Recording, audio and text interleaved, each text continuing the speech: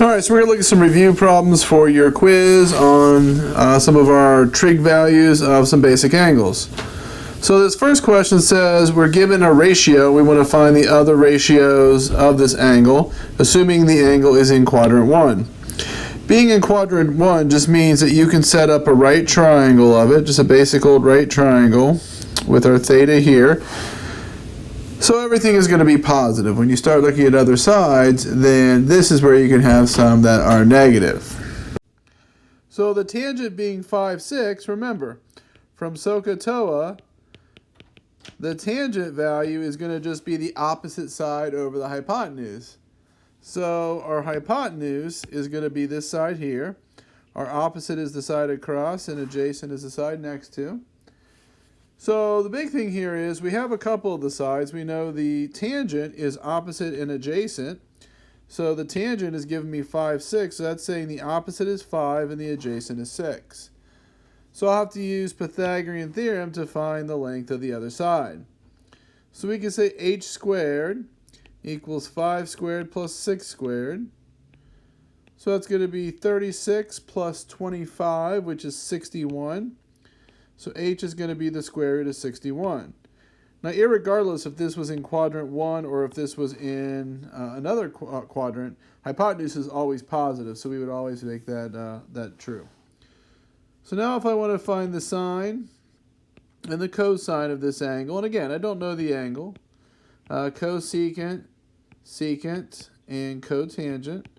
I'm leaving tangent out because we already have tangent. So cotangent is going to be the flip of tangent.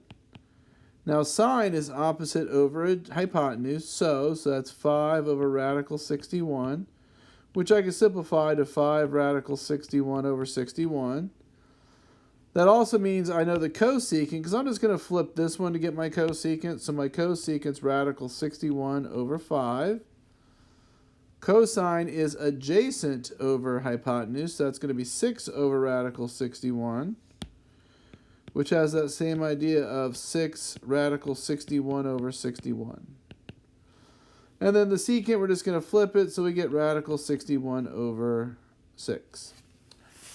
So everything is positive, nothing really tricky. This is one of those things we did quite at the beginning. Just find the ratios of the opposite adjacent hypotenuse. Another kind of problem we did is when we were trying to find a missing side length or angle measure. Now this also was an application where we used SOHCAHTOA and just used our calculators. Remember, the biggest thing in here is we wanted to make sure our calculators are in degrees. If your calculators are not in degrees, it will not give you the proper answer. So make sure it's in degrees and not radians. So if you're using your Desmos or using a TI or one of the regular calculators, just make sure it's in degrees. So if I look at this problem number 2, it says I'm trying to find length CD to the nearest tenth of a meter. So I'll say this is x. So how we do that, we try to figure out which one of our big 3 ratios we're going to use, sine, cosine, and tangent. You don't have to use these 3s. You could use cosecant, secant, cotangent, just as more work to do so.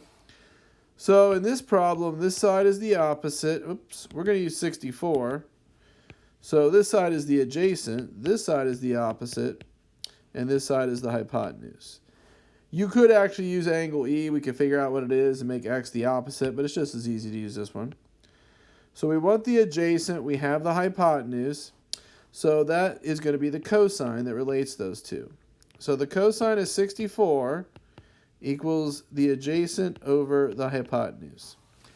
And now we're going to solve for x. So I'm just going to multiply both sides by 19.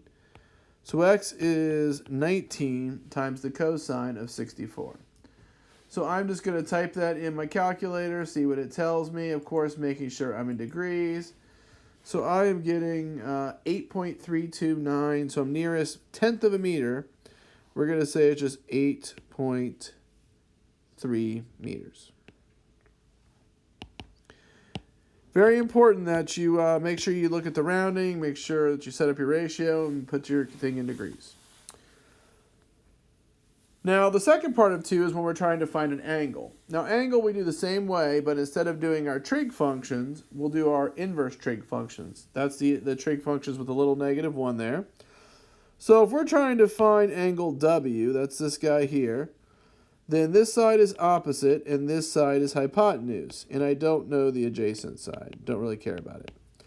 So since I have the hypotenuse and the opposite, I'll set up a sine ratio. The sine of angle theta is equal to the opposite over the hypotenuse. So sine of theta equals 3/11. So then if I have the ratio and I want the angle, I'll use the inverse sine. So I'm going to figure out what's the inverse sine of 3/11.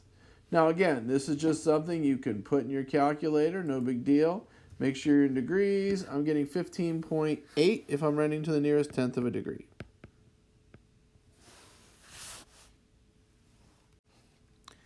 All right, number 3 says if the angle of elevation to the top of a building is 80 degrees, and you know the building is about 200 feet away, how far away from the building must you be standing?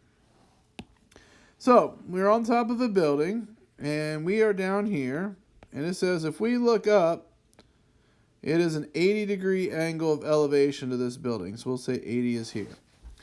We know the building is 200 feet away, so we'll say this is 200 feet. And we want to know how tall, or the building is 200 feet tall. And we want to know, if that's true, how far away from the building are you standing? So it looks like this. So if we look at what sides we have, this is opposite, this is adjacent, this is hypotenuse. So we're relating opposite and adjacent. Same thing, once you set up your triangle from the word problem, nothing really tricky. So tan of 80 degrees is going to equal the opposite over the adjacent, 200 over x. And so we'll solve for x. So I'd multiply both sides by x, so I get x tan 80 equals 200. And then I'll simply divide by tan 80. So x is going to equal 200 divided by tan of 80 degrees. Now, if I want to know what that is exactly, of course, I'll put it in the calculator. And again, it is a word problem. That's probably something we should certainly do. So 200 divided by the tan of 80 is about 35.3 feet, which makes sense because if I have to look up at an 80-degree angle and I'm looking up at a 200 feet building, I'm probably not very far away.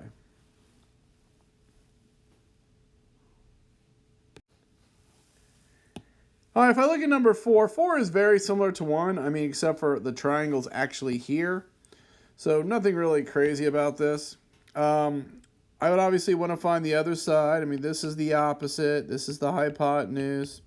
We're missing the adjacent side. So I'm going to assume that since it's a triangle, I'm going to assume all the sides are positive, so I don't have to worry about that. So I get x squared plus 5 squared equals 15 squared. So I'm using Pythagoras' theorem to find this other side. So x squared is going to equal 200 if I subtract that 25 from both sides. And then I'm simply going to take the square root. And again, since it's just a triangle, we're going to assume it's the positive root. So the square root of 200 also could be written as 10 radical 2. So that's going to be our other side. Now again, once you have the 3 sides of the triangle, we're really just using SOHCAHTOA and flipping it over to find our last 3 new ratios. So the sine of angle theta is opposite over hypotenuse. So 15 over 3 or 1/3. The cosine of angle theta is the adjacent over hypotenuse. So that's 10 radical 2 over 15. And I can simplify 10 fifteenths to 2/3. So 2 radical 2 over 3.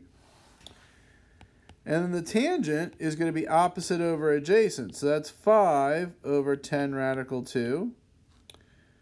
Which if I do 5 divided by 10, I get 1 over 2 radical 2. 5/10 is 1/2. And if I'd like to rationalize it, this is just radical 2 over 4. Now for my other ratios, I'm just going to start flipping. So cosecant of theta is going to be 3, because I just flipped the 1/3. Secant is going to be the flip of cosine, so that's going to be 3 over 2 root 2, which if I rationalize is 3 root 2 over 4. And then the cotangent, I'm just going to go back and flip this guy, so that's just going to be 2 radical 2 over 1. So nothing really different than the first problem, except for we had some radicals for our sides and a little rationalization to do.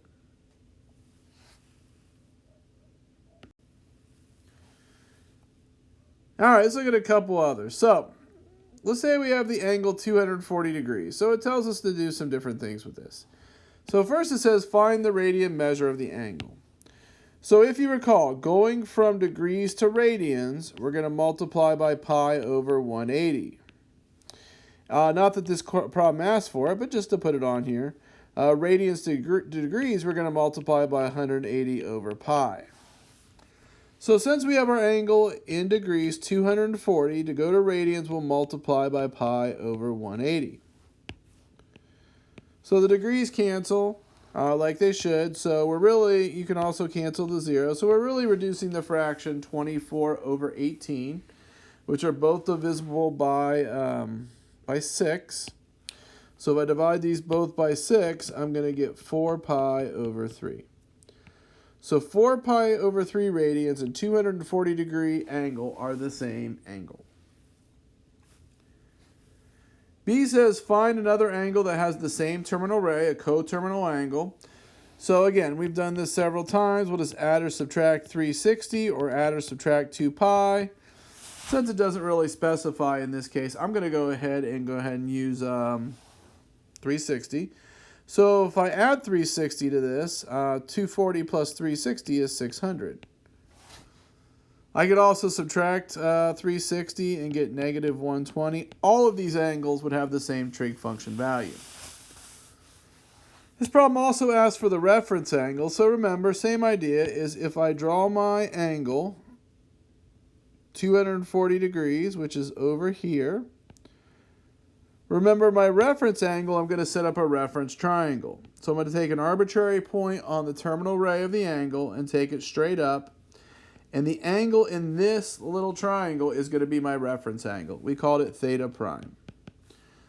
So in this problem, since the whole blue angle here is 240 degrees, the half of the circle is 180. So really we just got to figure out how much more do we have to go from 180 to get to 240, and that would simply be 60 degrees. So our reference angle is 60 degrees. Now in part C it says find the 6 trigonometric function values for the angles, which we can use the reference angle. Now that we know unit circle, we could certainly use that as well, but we'll just do it the old way just to do it here, and then we'll use the unit circle in our last couple problems. So instead of doing the values, what I'm going to do is, if you remember our chart for the signs of the trig functions, ASTC, so right away what I can do is I know we're in quadrant 3, so only the tangent and the cotangent would be positive. So I'm going to write it like this. The sine of 240, cosine of 240, tan of 240. Now if I want to figure out what these values are, I know in quadrant 3, sine is negative, cosine is negative, and tangent is positive. And they're going to be the same as this reference angle. So sine of 60, cosine of 60, and tan of 60. So those are true statements. And the 60s, remember, we can use our special right triangles. So 60, 30, here's root 3, here's 1, here's 2. And I know we can certainly use the unit circle at this point to find these values, but just to go and review what we've done in this section, this is kind of the method we did first. So we have opposite, adjacent, and hypotenuse. So sine of 60 is opposite over hypotenuse, so that's radical 3 over 2. So this is negative radical 3 over 2. The cosine of 60 is 1 over 2, so that's negative 1/2. And the tangent of 60, and it is positive, is just opposite over adjacent, so that's the square root of 3. Now to find cosecant and secant and cotangent, I could just flip these ratios over, and that would tell me what they are.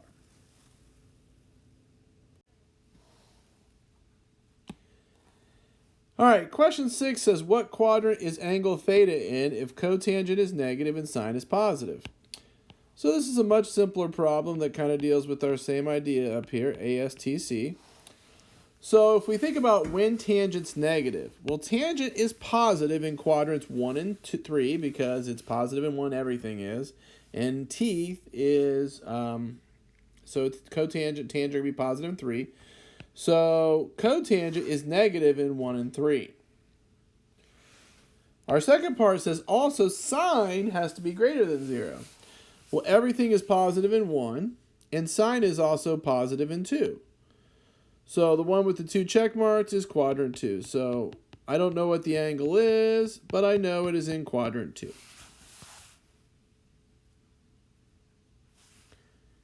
So problems like this can kind of help us to do kind of more advanced problems like number 7. Now 7, we're finding ratios again, so we're going to find ratios. We're going to find them just based in a certain quadrant. So the first thing I'm going to do is figure out what quadrant I'm in.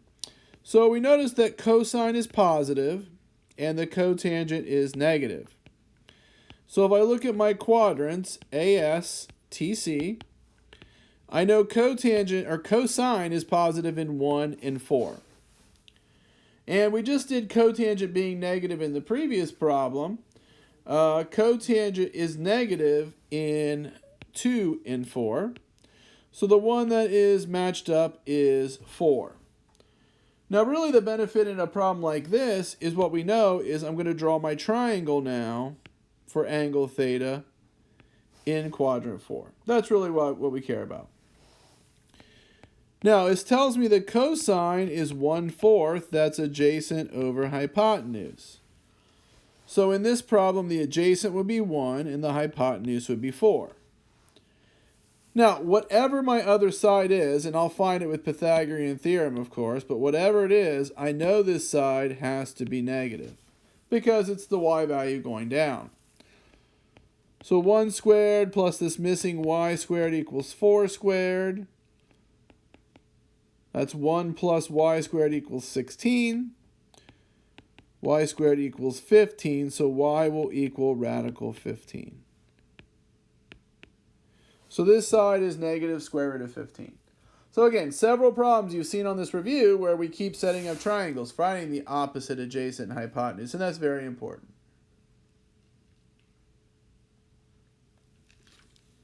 Okay, now we have all the sides, we can find all the ratios.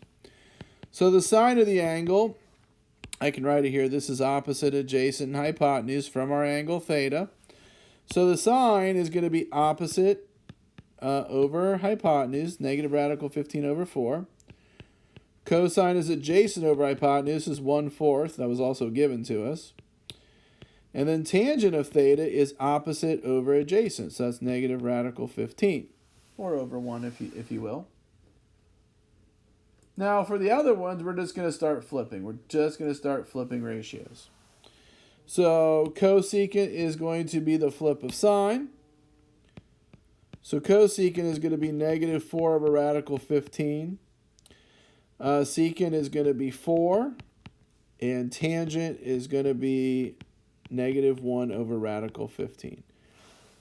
So you can see that these are positive because in quadrant 4 cosine is positive. So that kind of makes sense. Okay, for this final problem, we're going to find the exact value of some of these trig functions, and I'm going to use the unit circle. So this is something you can use on your quiz, so I'm just going to bring mine up here. Now, if your angle is on the unit circle, great. It's really simple. If you recall from the unit circle a couple things, remember the sine coordinate is always going to be the y, the cosine is always going to be the x coordinate, and the tangent is the y over x. And again, our other three, we can just start flipping them. So sine of negative 765, obviously not on my unit circle. So I'm going to go ahead and start adding some 360s. So I'm going to add a 360. So I'm going to get negative 765 plus 360, which is going to give me negative 405. That is still 2 negative. So I'll just do it again. I can do this as many times as I want. So if I add 360 again, that's going to give me negative 45. Still not there, so I'm going to add it one more time. I made these values kind of outrageous because I knew, just to practice. So sine of negative 765 is the same as the sine of 315. Good news is 315 is on our unit circle. We want the sine value, which is the y-coordinate, so that's just simply that number there. So the sine of 315 is simply negative radical 2 over 2. Now the next two, what you'll notice, they are in radian measure. They have the pi's. So what I'll probably do is I'll probably get them out of that to start with. So remember, when you're going 2 degrees, we're going to multiply by 180 over pi. So the pi's cancel. So we're going to be doing 17 times 180 divided by 3, or you can do 180, you can do it any way you want. We'll just figure out what 17 over 3 times 180 is. So if I do that, I'm getting 1020. That's obviously way too big. So I'll start subtracting 360s. So if I subtract 2 360s, I'll get 300. So those aren't the same angle, but the values will be the same. So this is the same as the cosecant of 300. Now cosecant, remember, is the flip of sine.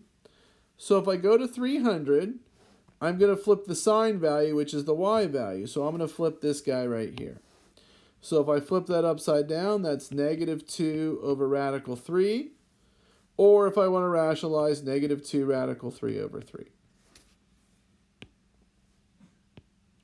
So we're just trying to find an angle on our unit circle. That's it. Negative 5 pi, same idea. You can change it to degrees, but remember, you can add 360. You can also add 2 pi. I think it actually might be easier to add 2 pi here. If I add 2 pi, I get negative 3. If I add another 2 pi, I get negative 1. If I add another 2 pi, I get positive 1 pi. So I can just keep adding 2 pi's. I could change it to degrees and add 360. It just seems just as easy to add 2 pi in this case. So the cotan of negative 5 pi is the same as the cotan of pi, which is going to use this point over here, negative 1, 0. So cotan is the flip of tan, so it's going to be x over y. So it's going to be negative 1 divided by 0, which is undefined. Remember, you can't divide by 0. Anytime you have a 0 on the bottom, it is undefined. So this is quite a few problems to review for your quiz. Your quiz won't be this long, but I figured the more problems we have to practice, the better off we are. If you have any questions on any of these, please let me know.